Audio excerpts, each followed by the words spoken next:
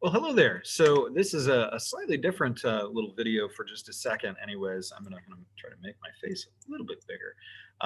Actually, we don't want to see my face that much. Inflation. So what we're gonna do in the beginning is actually I just want to show you kind of some ideas, and hopefully that gives you a concept to hold your hat on. Consider the same basket of goods. I'll move my face out of the way. Imagine that this basket of goods, a big shopping cart, cost $100 in 1913, right on the eve of World War I. And just about 6 years later, that exact same basket of goods cost $168. It was an enormous amount of inflation during World War I. Every single year, the prices of pretty much all the goods and services, right, the overall price level rose about 11% compared to every year previous. So there was a lot of inflation during war. That's not uncommon. During the 1920s, it was much, much lower. You can actually see just 0.3% per year growth in terms of price levels.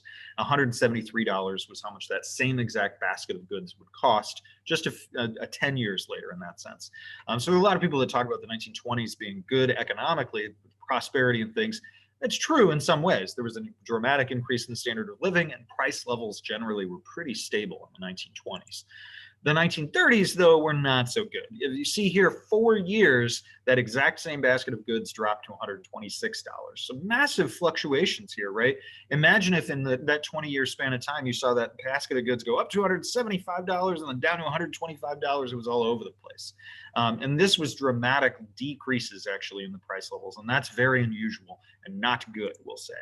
By 1946, through World War II, right, kind of through that ending part of the Depression and really in World War II, dramatic increases in prices back up again, 3 to 4% per year since the previous kind of marker, 1933. And a lot of that really did happen during World War II. By 1948, in the 2 years after World War II, we saw a spike in inflation. And why was that? Well, in the years after World War II, the price controls were taken off of many consumer goods. The US government during World War II put price limits on what people could charge for goods, and so that held down inflation. But after the war, they said, okay, you guys can charge what you want, and boom, price levels rose dramatically. And that was a huge issue in the 1948 presidential election, was how is government going to handle inflation? Imagine if in just 2 years, the prices of things like that went up by basically 30%. Now, between the 40s and the 60s, inflation was tamed. It was much more calm. Again, people reflect back and they talked about the economics of the 1950s. And while the prosperity wasn't shared broadly among all Americans, we know that there was a high degree of poverty during those years. The inflation rate was relatively low. So at least people could count on the fact that the goods and services that they relied on weren't going to cost a whole lot more next year than they did this year. And so you can see a lot of, a pretty steady, stable level of increase for that time period. By the 1970s, though, it started to tick upwards again. And you can see here that in this 8-year period, every single year it was rising 5% a year. That's pretty high. By the time you're getting in the 4 and 5% a year range of increases in prices, you start to notice that you start to notice it, right? If it's below 2% or so, most Americans and most people don't really notice over long periods of time. If it's above 4 or 5%, they really start to notice. And it causes problems for people as they go to purchase things. By the 1970s and the late 70s, inflation was a monster again. It was a massive problem in the US economy in the late 1970s. You can see here 15% increases every single year.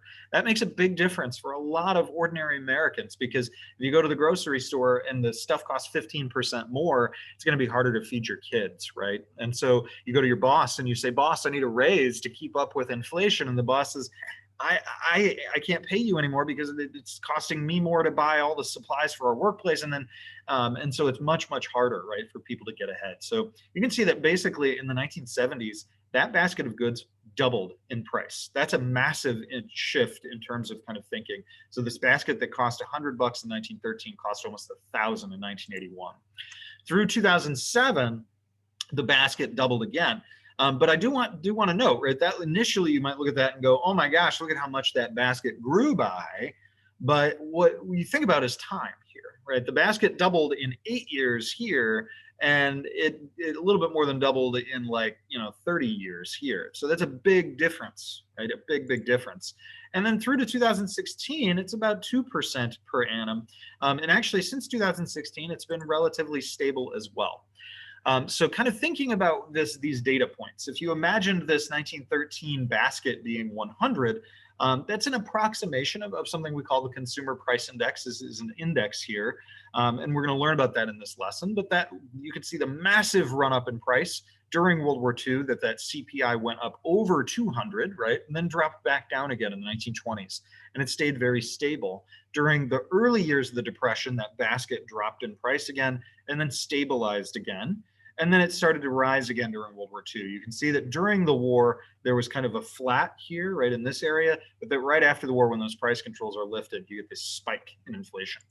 Then, right, you go from the 1950s to the 1980s. And you can see that actually what starts to happen is a moderation all the way through the 50s and 60s. This is exactly the same time period, but look at how different that is in terms of what people are experiencing on the day-to-day. Is a much more gradual increase, at least until we get to the mid-1970s. Mid-1970s, though, inflation starts to rise pretty dramatically, and you can see that in this data. But since the 1980s, this is the inflation, right? You're thinking about that basket in 1984, 83 or so was $1,000. It's nice and steady, and that's what we want to see with inflation rates. We don't want to see it spiking really high. We also don't want to see it, we don't want to see it negative, and I'll talk about that in a minute. That nice steady increase, and this is in large part because of the Federal Reserve. So we're going to learn about the Federal Reserve in this semester, in this class, but they're responsible for kind of maintaining the price levels in our economy indirectly. They can't control what everybody's going to charge for things, but they can have an influence. And this nice steady relationship here is really a large part of the successes of the Fed. Now, we're going to kind of pull out of this a little bit here and actually switch back over to the lecture notes. So this is a lecture about inflation, right? And generally speaking, we kind of use these words inflation, deflation, disinflation. We use them a lot, so it's good you know what they mean. Inflation is an increase in price levels, and this is overall. So it's not the price of a donut. It's not the price of a ham sandwich. It is the price of all the goods and services aggregated in the economy. And what we know is that it decreases the purchasing power of your money, right? Because your dollar doesn't buy as much if stuff costs more. Disinflation is actually a reduction in the rate of the increase of inflation. So I know that sounds really complicated, but this just means, inflation means going from $3 to $4, right? And so that would be a 33% increase. Okay, but disinflation would be if we went from 33% increases to 10% increases. It's still an increase, but it's a lower rate. The next word, deflation, is actually a decrease in price levels. It increases people's purchasing power, but it's actually really bad. It's the worst thing of them all if you kind of rank order the bad, worse, the catastrophic.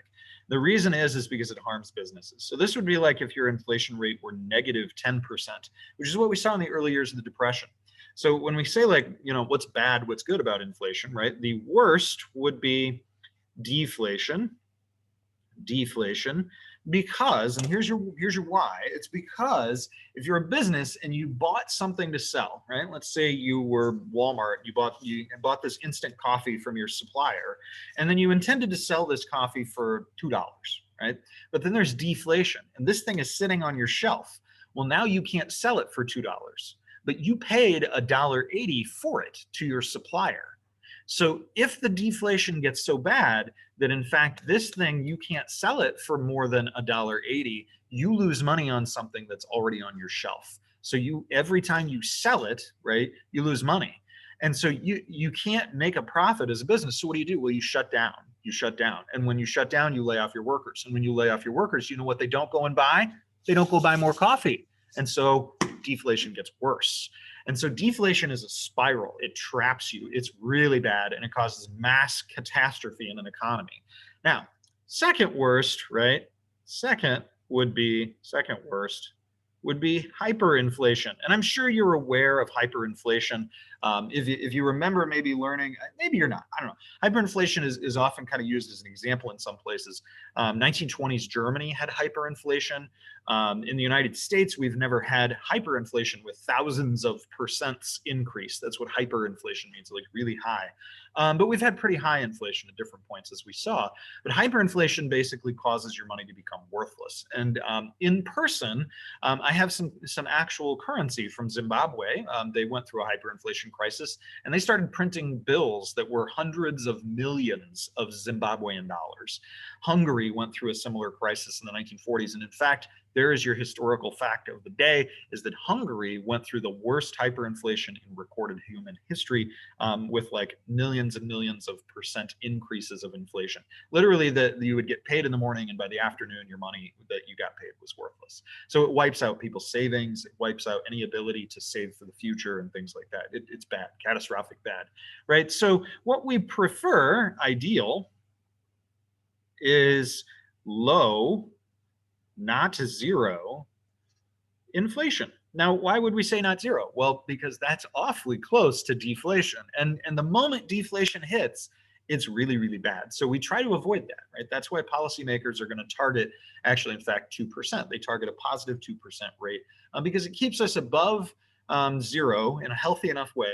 And we're not quite there, but we're also not in a danger zone of too high, right? Not too hot, not too cold. It's like Goldilocks. Now, let's talk about the impact of these things, right? A little bit. I'm having trouble here, actually, like seeing my screen. There we go.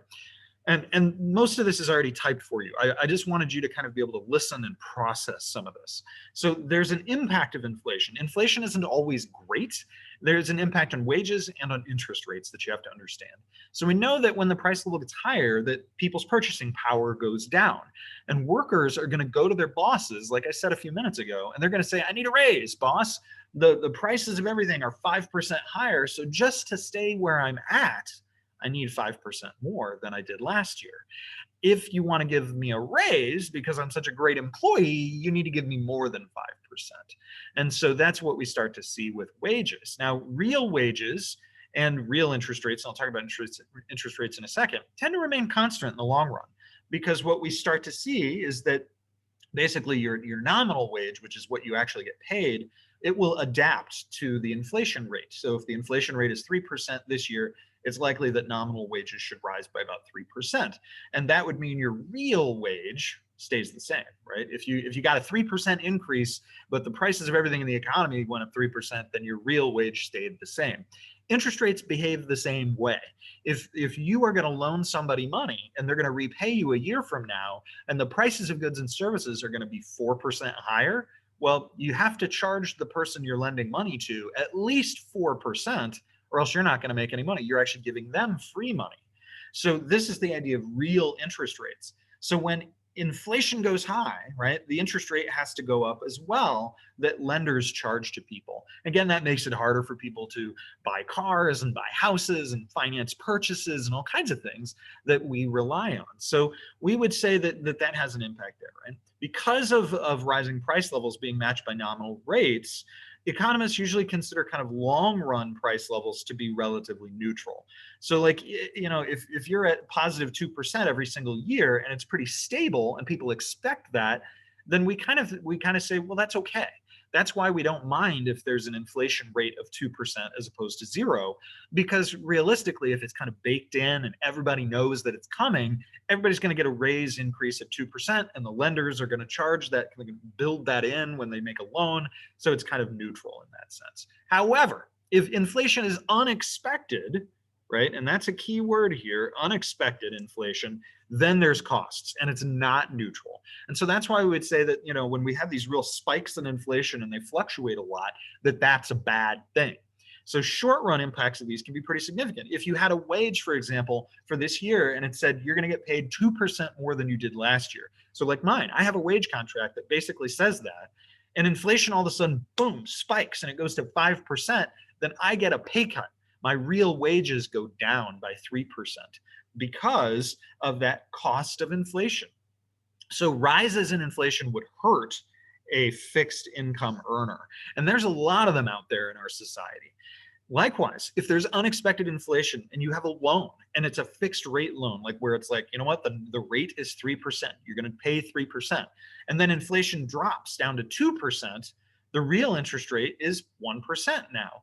And so it's that relationship between what the rate you're getting, right, and the inflation rate. So a rise in inflation would help a borrower and hurt a lender. And the flip of that would be true, right? A fall in inflation would help the lender and hurt the borrower. And what we kind of can see from this is actually there's some parallels that inflation hurts people who save money. It erodes the value of your money. And so if you have money, inflation's bad. But if you have debt, inflation's great. Imagine if you owed $1 million to somebody and then there was a hyperinflation crisis and all the money, like, you started getting paid $500 million a day. And you could buy like a loaf of bread with that. Well, you could pay off your debt instantaneously. So if you save money and you have it, it's bad. Inflation's bad. But if you're borrowing money, inflation's not too bad. So we kind of say it hurts and it helps some people. Now, there's some other costs of inflation that accrue regardless of like kind of whether it's expected or not, and all of that kind of discussion that we just had a little bit here. So I'm going to kind of skip this part a little bit. We talked about that. 3 different costs, and usually you're going to see multiple choice questions that'll say like, here's this cost of inflation, which one is it? Shoe leather, menu, unit of account. Shoe leather literally means you're wearing out your shoes running around trying to conduct transactions. So like you have your shoes and you wear out the leather on the bottom of them because you're like, oh my gosh, I gotta go buy that loaf of bread before my money is worthless. And now realistically, we don't wear out our shoes, right? But what we do is we actually waste our time in terms of going to the bank, in terms of trying to figure out, should I buy this now? Should I wait till later? All that kind of stuff. So it's the cost of the transactions. Second is menu costs, and these are the costs of changing prices to businesses. So this primarily accrues to businesses. If there's high degrees of inflation, they constantly have to update their price lists. Third is unit of account, and this one is actually a little bit more complicated for some students to understand. But I'll kind of I'll do this the best I can here. How much does a burrito cost at Qdoba? Right? And just roughly estimate in your head right now how much that costs. Or like how much does a value meal at McDonald's cost? Or ballpark, how much does a brand new Toyota cost, right? Not with all the bells and whistles and all that stuff. The price is right. Think of the price is right. People are able to just guess the price of something. And what they're doing when they're guessing the prices of something, when they're thinking in their head, how much does that thing cost? It's using money as what we call a unit, right? You use money as a unit. It's like grams or it's meters or anything like that. You'd say we measure the value of something in dollars. And the problem is inflation makes it so that money can't do that. If inflation's really high, it interrupts that process in our brain. We can't say, yeah, this coffee thing is like $2. I don't know. If there's really high inflation, maybe this is $5, maybe it's $10, maybe it's $100. We don't know. That's the problem with unit of account costs. Now, the last part are price indices. And this is how we measure inflation over time. So when we talk about this like rates and all that kind of stuff, there's a way that we do that and how we can actually come up with these numbers. There's a formula. And so what we do is we decide on what's the typical things that most consumers buy. So we look at like 20,000 different goods and services, and we say in the given year, the average consumer will purchase this many of this, and this many of this, this many of this, and so on. You get this enormous shopping cart, right? And you pack it full of stuff, and you call that the market basket. And a price index is equal, and we'll just call it what it is. The consumer price index, right, is equal to 100 times the price of the basket this year or current year divided by the price of the basket in a base year. And we just basically pick a base year. We'd say, the the base year is 2005. So we know how much all the stuff cost in 2005, and then we know how much the stuff cost in 2021, and we do how much did it cost in 2021 divided by how much it cost in 2005 times 100. That gives us the CPI. And what it allows us to do is make really quick comparisons between years. We can say, well, if it was such and such in the base year, and in this year, it might pop out a number. And if that number is 105, right? Now, if it pops out 105, which is what I have kind of in this slide right below, compared to the base year where it would be 100, we get a 5% increase. Now, we can just say this index value is an index. It doesn't have any units with it, because what we're doing here is kind of clearing out all the units and allowing us to make comparisons quickly. In a base year, right, what would be the CPI? Well, think about in the base year, you'd have maybe the price of the goods and services would be like $20,000. And then the current year would be the same if it was the same as the base year, right? Like, if you're saying 2005 is the base year, then what's the CPI in 2005? Well, the current year would be 2005. So it's the same number divided by itself. So that would be 1 times 100 gives you the CPI of 100. So the base year is always 100. And then you can kind of make comparisons compared to that base year. So the reason actually why we started all of this in 1913, and why I started this lesson with 1913, is because that was when the first CPI was developed. And they set the base year of 1913 then. Since then, they have subsequently updated the base year. So different base years, right? And in fact, you could choose on Fred, if you play around with it, you could choose the base year yourself and kind of make comparisons and all that.